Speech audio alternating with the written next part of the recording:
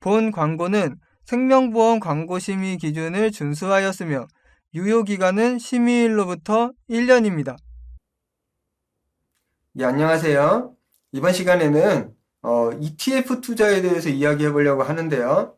국내 상장 ETF 투자할 때 일반 주식 계좌 대신에 ISA 계좌를 이용해야 되는 세 가지 이유에 대해서 한번 이야기해 보겠습니다.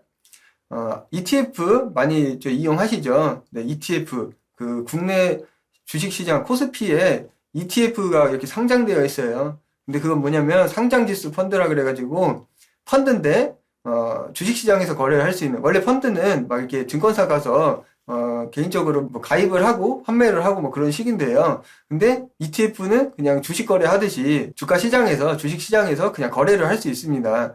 네, 근데 이게 세금 문제가 있습니다. 그래서 ISA 계좌를 이용해서 최대한 절세를 하셔서 막 배당소득세나 아니면 금융소득 종합과세 이런 부분을 피하셔야 되는데요. 일반 주식 계좌로 막 거래를 하시면 그 세금을 많이 낼 수가 있어요. 잘못하면. 그래서 꼭 ISA 계좌를 잘 이용하셔야 된다. 그래서 그걸 왜 이용해야 되는지 세 가지 이유를 이야기해 보겠습니다. 먼저 가장 기본적인 일반 주식 계좌와 ISA 계좌의 차이점을 비교를 간단히 해보겠습니다. 표를 보시면은 일단 연간 납입 한도가 주식 계좌는 없죠. 주식 계좌는 그냥 뭐 돈 넣고 싶은 대로 넣는 겁니다. 몇십억도 넣어도 되고요. 몇백억 넣어도 되는데요. ISA 계좌는 연 2천만 원, 최대 1억 원까지만 넣을 수가 있어요. 물론 지금 이게 한 2배 정도 한도가 상향된다는 말이 있긴 하거든요. 연 4천만 원에 뭐 최대 2억까지. 근데 아직은 안 됐습니다. 아직은 안 됐는데 뭐 미래에는 바뀔 수 있을지 모르겠습니다.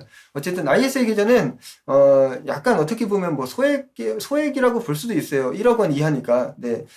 근데 이제 일반 주식 계좌는 한도가 없어서 만약에 대량의 자금을 뭐 이렇게 매매를 해야 된다 싶으면 어쩔 수 없이 주식 계좌를 이용하는 건데 그냥 뭐 그렇지 않으면 ISA 계좌를 이용하시면 되고요. 비과세 한도가 ISA 계좌는 200만 원, 서민형 같은 경우에 400만 원 있어요. 서민형은 그 연소득이 좀 한 5천만 원 정도 이하인 경우거든요. 근데 그때 400만 원 되고 200만 원이 비과세 한도예요. 기본적으로는. 이거 비과세 한도라는 건 뭐냐면 수익에 대해서, 수익 자체에 대해서, 원금이 아니고 수익 자체에 대해서 200만 원까지는 비과세가 된다. 반면 일반 주식 계좌는 없죠. 네, 비과세 한도 이런 거 없습니다. 그래서 전부 다 세금이 나온다. 그리고 배당소득세 같은 경우에 일반 주식 계좌는 15.4%가 나오죠. 네. 그리고 ISA 계좌는 한도 내에서 비과세가 나고 한도 초과 시에 이제 배당소득세가 아니라 분리과세가 됩니다. 9.9% 저율 분리과세예요. 저율 분리과세. 그래서 배당소득세 15.4%보다 더 적습니다. 네. 그리고 손익통산이라는 게 있어요. 그게 손익통산이라는 게 있는데 ISA 계좌는 가능하고 일반 주식 계좌는 불가능합니다. 근데 손익통산이 뭐냐면 좀 이따 자세히 살펴볼 텐데 만약에 두 가지 종목에서 이렇게 매도를 했어요. 근데 이제 A 종목에서는 수익이 1,000만 원 나고 B 종목에서는 손실이 600만 원 남는데 그러면 최종 수익은 400만 원이거든요. 근데 ISA 계좌는 400만 원에 대해서만 이렇게 세금이 나오지만은 일반 주식 계좌에서는 1,000만 원 A 종목에서 받은 수익 1,000만 원에 대해서 세금을 부과합니다. 그래서 이게 결론적으로 세금 차이가 굉장히 커지는 부분이 될 수 있거든요. 근데 그게 ISA 계좌가 더 좋다 어쨌든 간에 좀 이따 자세히 살펴보겠습니다. 그리고 이제 금융소득 종합과세가 일반 주식 계좌는 가능해요. 네, 그래서 수익이 2천만 원 이상이 됐을 때는 금융소득 종합과세가 돼가지고 종합소득세로 포함되기 때문에 종합소득세 과세 표준이 더 올라가고 또 세율도 굉장히 올라갈 수가 있습니다. 반면 ISA 계좌 같은 경우에는 비과세 초과분에 대해서 이제 분리과세가 되기 때문에 이 분리과세라는 건 종합소득세에 포함이 안 된다는 뜻이거든요. 그래서 제외됩니다. 네, 금융소득 종합과세 대상 제외.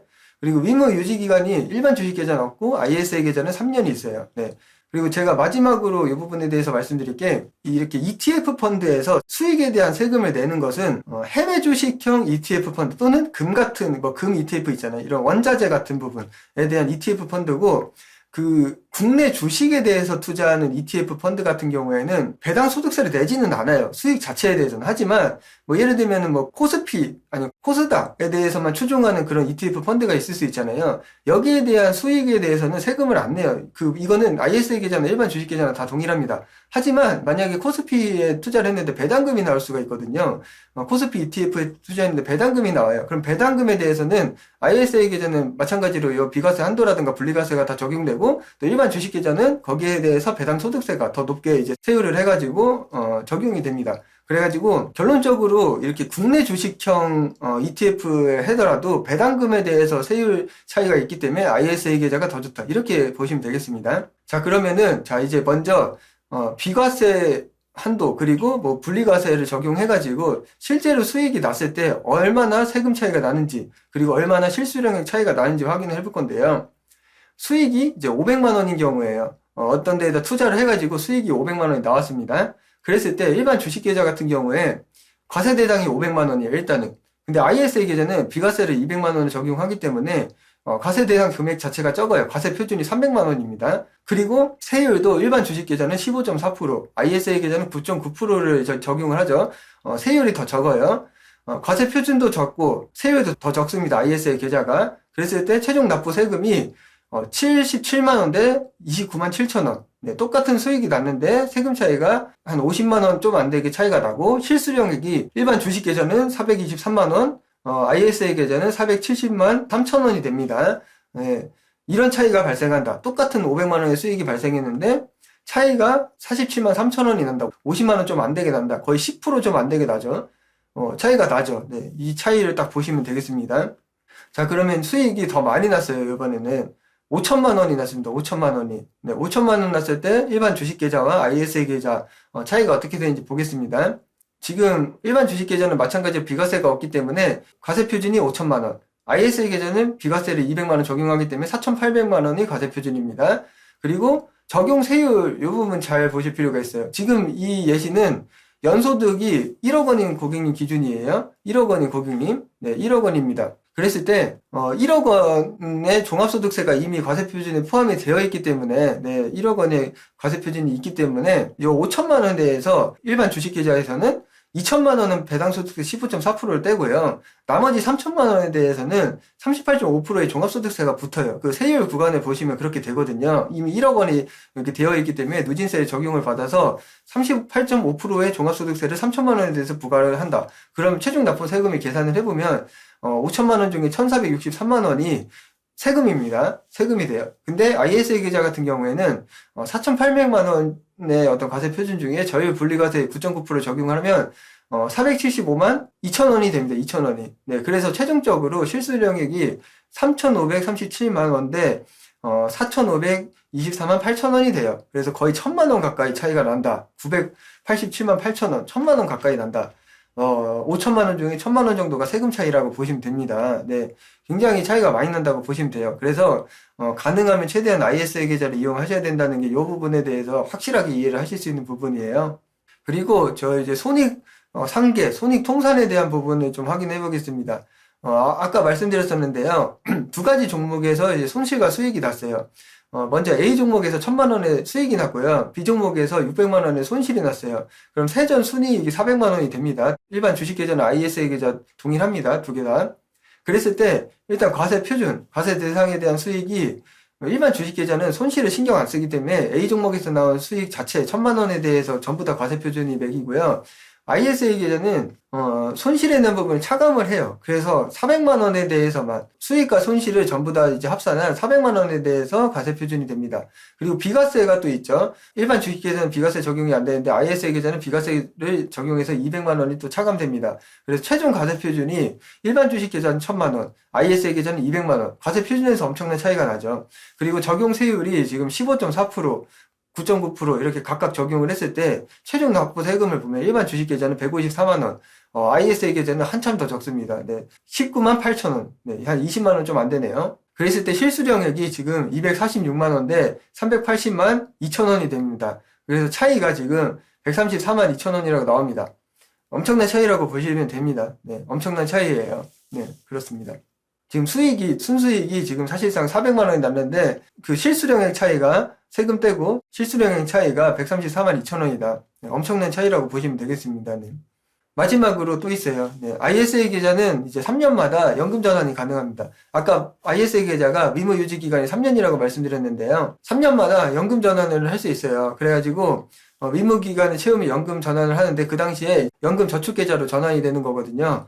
그 연금 전환 시에 세액공제가 가능하다. 그래서 3년마다 이거를 하시면, 반복적으로 하시면 3년마다 세액공제를 받으실 수 있어요. 그래서 3년 후에 연금 전환을 통해서 3천만 원 한도, 적립금 3천만 원 한도고, 세액공제액은 그 중에 10%가 됩니다. 네. 10%에 대해서, 이제 16.5% 또는 13.2%의 적용 세율을 받습니다.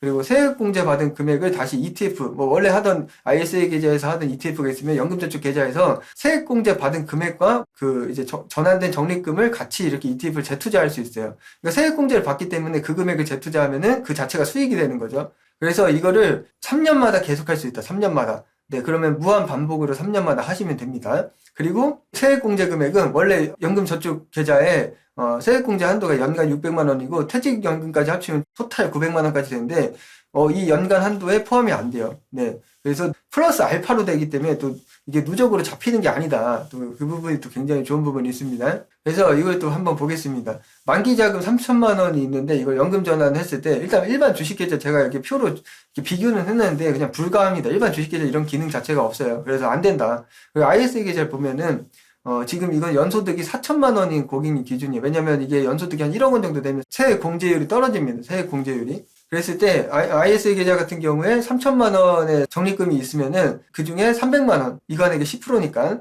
300만 원이 세액공제 대상이고 세액공제율은 16.5%다 했을 때 환급액이 49만 5천 원이 돼요. 그랬을 때 이게 수익률로 따졌을 때 3천만 원에 49만 5천 원은 16.5%에 해당이 된다. 그래서 16.5%에 이거는 무슨 변동성이 있는 수익이 아니고 나라에서 정해놓은 법적으로 정해놓은 정해진 수익률이다. 네, 이렇게 보시면 되겠습니다. 그래서 이런 추가적인 세액공제액으로 인한 수익률 효과를 얻을 수 있고 이걸 재투자하면은 네, 그럼 연금 자산을 증식하는 데 도움이 될 수 있다. 이렇게 보시면 되겠습니다.